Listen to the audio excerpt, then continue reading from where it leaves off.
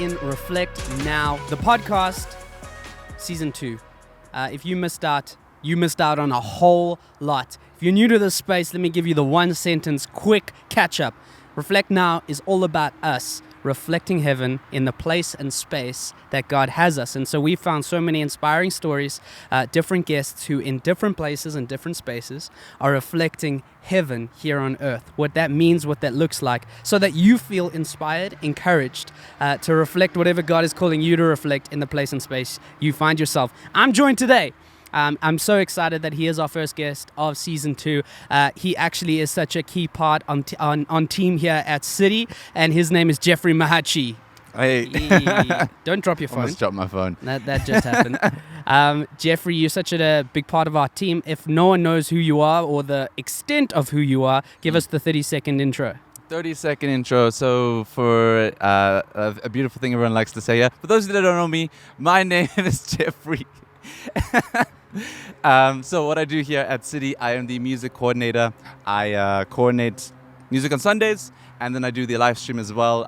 Not often too much. We've got a team now that's rolling in. I just make sure they're doing it right. And then I do a bit of socials here at City as well. And then other than that, I teach drums. So I'd actually say I'm an entrepreneur outside of that. So teach drums for not too many students now, but now I do a little bit of video work, graphic design, all that kind of stuff. And so what else do I do?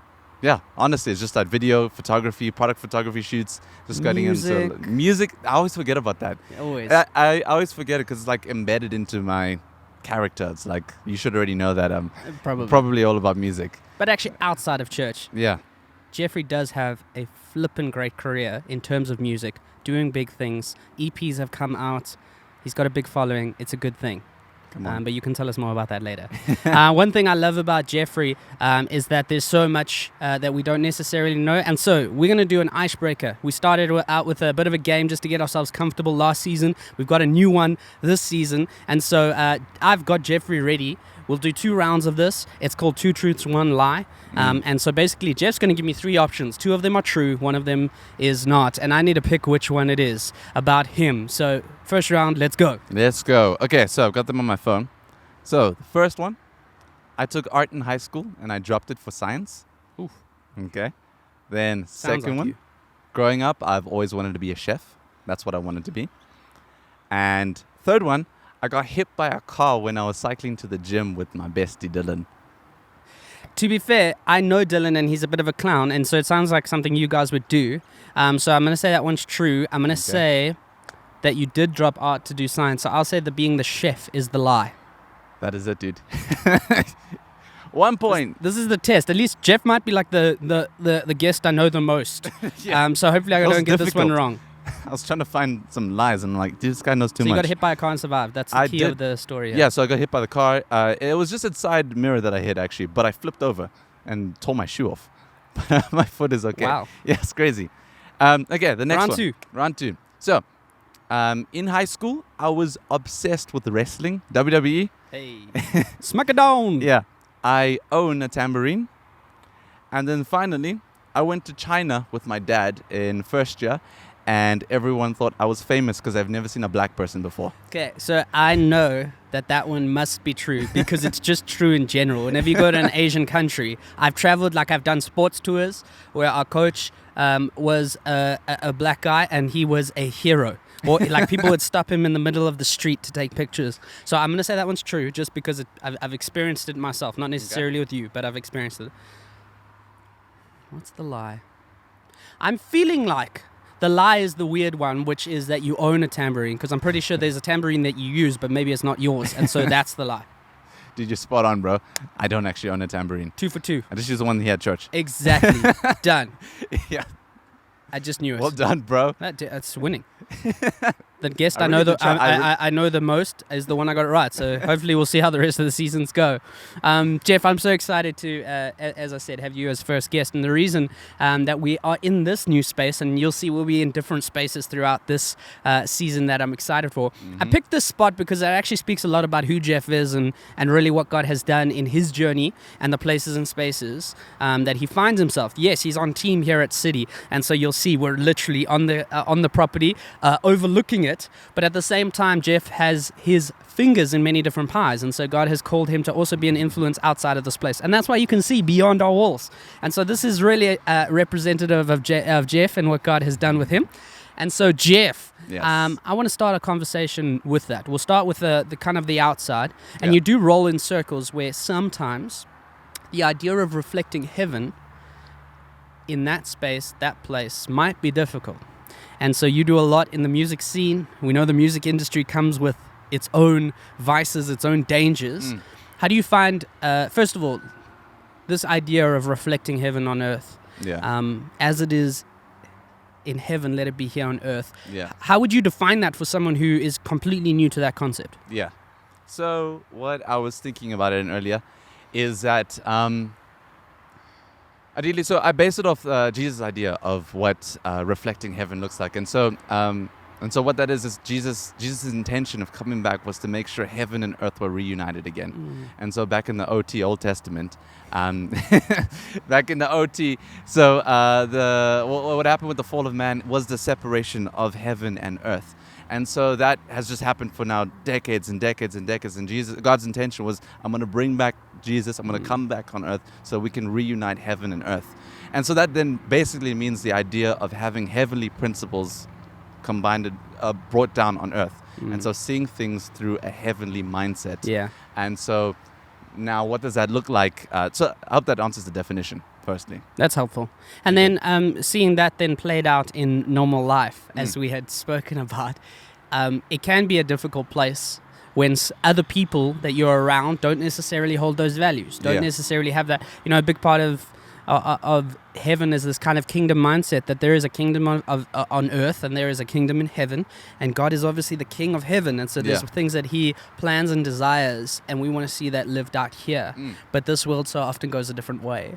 And so I know you've experienced that in different places, but how have you, especially in the realm of character, because it's something you value and something you want to show, how do you think it's helpful to really live this thing out and protect your character in that space? Yeah, so for context sake, so for those of you that don't know the music industry, it's a bit rough. And so like if you love Jesus and you do want to get into the music scene, you need to make sure you have a community of people with you. And so like starting off like in university, making sure that I had people here at church that were super kind, super helpful, and they were with me in the journey, because they were always like, Jeff, come back. It wasn't like I was going on the tangent, but like when you hang out a lot with people, you're show me your friends and I'll show you your future. It's that kind of mindset. And so if you're hanging around with lots of people that don't love Jesus, you just need to watch out, because you're probably going to start swaying a bit that way. So having people around you in that circle. So, but the music industry is mad. It's hectic. And so like you'll be around people, and like the way they relieve stress is completely different to how someone that loves Jesus would. And that could involve like drinking, smoking, sex, all the kind of shebang. And so it's quite... Don't say shebang and sex in the same place. I mean, that's something I would do. In a preach, I've done that on stage. It's hilarious. But this is a podcast. We're talking about these things. It's important. Yeah. So you want to make sure that you have the right mindset. And so like, and how do you reflect God in that instance when you just played at a show and everyone's like, hey, Jeff, you want some of X, whatever it might be, and you don't want to. Oftentimes people are like, oh, I'm just gonna be like that lame guy who's like, I don't want anything. And like a cool thing is you want to set the staple of what a heavenly mindset looks like in that context. And like and what that looks like is how do you relieve stress. Like maybe it might be a really bad show and they're like, we wanna just go and knock out all our memory right now. You're like, no. Once you have a heavenly mindset, you kind of look to Jesus as your center of hope and your center of peace. And so even if something was really bad and you played really bad, or the people don't pay you, you firstly having that mindset of, okay, cool, God's got me. And I was telling you earlier about that verse, Matthew 6, verse 26 and onwards, where it talks about how much God cares for the birds of the air, how much more is he going to care for you. And even in that situation, knowing that there's comfort. Actually, Matthew titled it, Don't Worry, of that passage. And so speaking into that, you're like, okay, cool, I'm not going to worry, I'm not going to be anxious. And so once you have that mindset, it makes it a lot easier to be calm in those situations. And so it's actually happened where we played a really bad show and everyone was freaking out, and they're like, Jeff, how were you so calm? What the heck? This was we're never going to play here again. And I just had the mindset of hope, because I know that God's still faithful. He's still good. He'll still bless us with shows, which he did after that. And they were literally like, because I know that I play at church and I'm here, and they're like, yo, we should probably get back to church so we can get that peace of mind. It's literally the words. 100%. And I was like, that's cool. So that's what it looks like to then be God's beacon in a place where it's quite rough.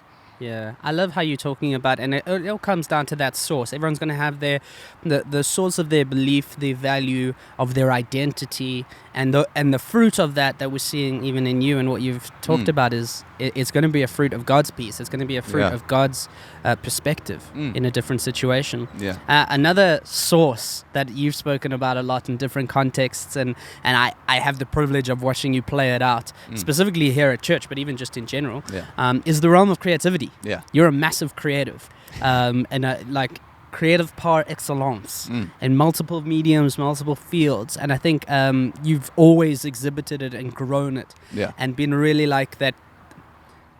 You really are trying to be that Mr. Miyagi of creativity. Like, how do we do this? For anyone that cares or has a desire within that space, I think a big part of the source of your creativity is God. But why don't you talk to us a bit more about that, or what that could look like? Because that will come in different facets, different angles, different perspectives. But that source of creativity, what does that mean for you? Yeah. So what's beautiful is knowing our identity first, and always every single thing that I try and do, and just been praying a lot lately, is to remember my identity and where it's placed. And Bible talks about how identity should be placed in God. And the reason why is because we've been made in his likeness.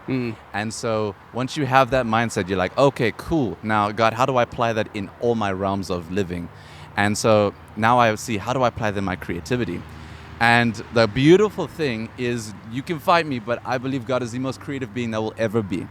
And the reason why is when you think about things around you, God created it with no point of reference. And like that song So Alive speaks into, and like God creates things with no reference. And so he was like, I'm looking at a palm tree right now, and he created that, he was like, this is palm tree. You're like, this is what it's going to look like. This is what it's going to grow into. It like baffles me that like that's what it is. I could never create something and say this is what it will be. Even if I try to do that, I'm still using God's elements that he created to make something. But then knowing that the infinite God said we've been made in his likeness, made in his image, and we're image bearers. Knowing that, I'm like, okay, cool. I've got this infinite source of creativity who's standing next to me, who's encouraging me, reminding me of my identity. And so having that in mind, it's just beautiful, because then you know that I've got creativity always on end. Definitely. Yeah. I love watching, and we've spoken a lot about it, especially running through the last 18 months, 2 years, living through COVID life, and really what COVID church has looked like. And I think the biggest thing that we've seen shift in creativity within church is creativity in church pre-COVID was gaining some real traction because of its ability to tell stories, its ability to capture people's imagination and connect them to the greatest story the world's ever known. But creativity over the last 18 months has gone to a new level, and creatives have gone to a new level in church because church has had to lean on creatives to literally meet, to gather, to... You have your grand church who is now streaming. Some creative had to do that, had to get that church there. And I think it's so important to understand that shift, because I've said it to you personally, and I'll say it here. Jeffrey, I have known since he was a young teenager. And one thing I've always noticed, and one thing I've told him, is I really do believe, beyond him being this super talented creative, he's got one of the biggest underrated leadership gifts I've seen in a young man. And I think the mistake church has made is so many creatives have sat on the sidelines, or have reached a cap in church because they were only creators. And so they had this massive creative gift, but somehow they couldn't ever go to that next level because there was a leadership cap put on them. And what I believe we're seeing now is this growth in terms of creatives actually flexing in leadership, sitting on leadership teams, sitting on eldership teams, sitting in pastoral roles, which we're seeing more and more, and I think it's so important. you always speak about, hey, I'm the guy who is going to play out the vision of church in the space I'm in the responsibility I have, in the team that I'm leading. What do you think takes creators to that next level, where they actually start to lead in church, be the ones who aren't just taking a vision and making it happen, but even being the ones who come up with a vision, to bear a vision? How do you think they take that next step? Yeah, that's a good point. Like, I've been watching. One thing I love doing is I love learning. I didn't like it in high school when I was little. I just thought it's just because of what's really interesting is you leave high school and all of a sudden creatives are like MVPs. But in high school, it's the academics and the sporty people. And so I felt like I was not an MVP. And so that's why I didn't really enjoy learning. And then leaving high school, you get into university, creatives are all around you. And you're like, okay, this is cool. Let's go to a poetry slam. Yeah, go do that. And so then like you grow up thinking that like creativity isn't actually a strong suit. You need to go and actually drop your creativity. Or like if you are creative, you're probably going to feel very undermined or belittled. And so even if you have leadership skills that are crazy good, you're going to feel undermined because growing up you know the biggest push is academics or sports, and then there's cultural stuff, but it's not like there's classes on how to video edit or how to really enjoy music, not just the grading system or just all that kind of, it's art, but it's still not like how do I truly express myself. And as you know, I did art for a year and I dropped it. And then when I did science. Yeah, I did science because I was undermined. I didn't think that art was going to be a benefit to me. It is now. Jeffrey only told me today that he draws. Didn't know that he did it. See, Chris, even behind the camera, didn't know. I draw, Chris. And so that's why you leave high school and there's still that floating, like, creatives aren't going to be running successful businesses. Creatives aren't going to be leading churches, countries, nations. Creatives aren't going to be doing that because their role is to design a logo. That's it. But their role can be to design their own logo for their own business, which is now running because they've learned how to do it and they've been encouraged so much. And so, I think firstly, like, to get to that space where creatives are really now taking the point of leadership, is we need to encourage our creatives. Yeah. We need to remind them, like, still encourage your academics, still encourage those that really love math. There's nothing wrong with that. I think there's just, we too much belittle creatives. We don't give them the credit. We don't give them the space to be free. There's just not really much support, and even emotional support. And that's so important, especially if you want to pursue freelancing, because then people throw you aside, they pay you too little, or like they take your drawing and then you design something for them and they don't pay you and they're like, oh, I don't like it anymore, and they don't even pay you the deposit fee, all that kind of stuff. And that's just in the world. And then like in a church setting, like, not saying that happens, it might happen, I don't know, I don't want to point fingers, but I think just understanding that creatives have a really big voice and they have just different mediums. And it might be that like a pastor will preach through his voice, but a creative might put together a really beautiful video that can still help lead people to understanding. And for example, this church's vision, to help people get and keep Jesus first in their lives. And then from that, they can still encourage a creative team underneath them to go, guys, this is our vision. Yeah. And even in that, they can still encourage their so someone in the preach team, hey, guys, this is our vision. I see this, you're still not doing this. We need to be pushing towards that. And so encouraging creatives to step outside of just the sideline dogs that you only hire for freelance work to, like, you actually have an important voice and your voice matters and your creativity matters, and we want to combine them to help you lead. Yeah, we want to tell the world creatives matter. Creatives need to be empowered. Yeah. Because they literally are so important. And I just hope, and it's my prayer for our church, the church in general, businesses, we need to put value where value is, and there's value to add when you get creatives involved. That's at a macro scale. We're going to end with this, and this will be my last question to you before we go.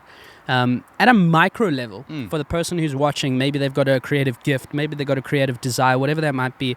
What would be your biggest encouragement in terms of creativity, no matter the medium, but just in taking next steps, in avoiding those creative blocks, in going next level with whatever the creativity it is? What would be your big encouragement to that individual? Yeah, that's cool. So I want to cite Ableton, which is the program I used to make music. They do this thing on YouTube where it's called Just One Thing.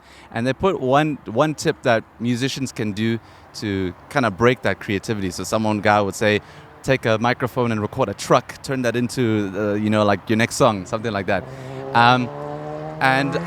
The one video spoke about this idea of firstly just practicing.